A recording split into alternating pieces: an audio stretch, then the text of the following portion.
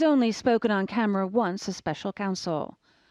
Robert Mueller said his 448-page report serves as his testimony.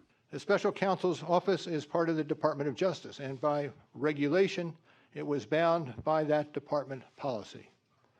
Charging the president with a crime was therefore not an option we could consider. The Department of Justice mandates that a sitting president cannot be prosecuted. After 2 years of Mueller's investigation, there have been 34 indictments. The vast majority of them are Russian nationals.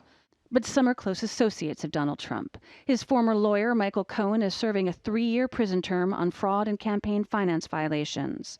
He was found guilty of paying hush money during Trump's campaign to 2 women, including adult film star Stormy Daniels and Playboy model Karen McDougal. Both said they'd previously had affairs with Trump. Trump's former campaign chairman Paul Manafort is serving 7.5 years for bank and tax fraud unrelated to the campaign. Manafort's deputy Rick Gates pleaded guilty to lying to the FBI, as has Trump's former national security advisor Michael Flynn. Meanwhile, Trump associate Roger Stone heads to trial in November for allegedly lying to Congress about ties to WikiLeaks. More than a dozen other ongoing cases appeared fully redacted in the Mueller report.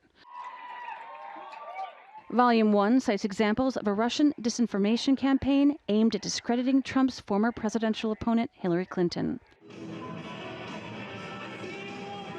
Mueller says the Trump campaign had contact with individual Russians, but he makes clear that collusion between Trump and Russia in the 2016 election, an accusation denied by the president, is not a specific offense.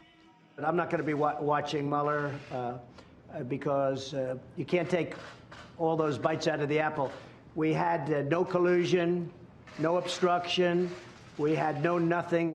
Mueller also concluded there was no evidence of a conspiracy between the Trump administration and Russia. Volume 2 of the report offers evidence on possible obstruction of justice by Trump. It details his firing of former FBI Director James Comey and his efforts to influence and prevent Mueller's inquiry. Now House Democrats hope to get some long-awaited answers. We think it's very important for the American people to hear directly what the facts are, because this is a president who has violated the law 6 ways from Sunday. Mueller's testimony is intended to provide more information for House Democrats to decide whether to pursue impeachment proceedings. But with Republicans in charge of the Senate and many loyal to Trump, it could backfire and further embolden Trump and his base. Courtney Keeley, TRT World, Washington.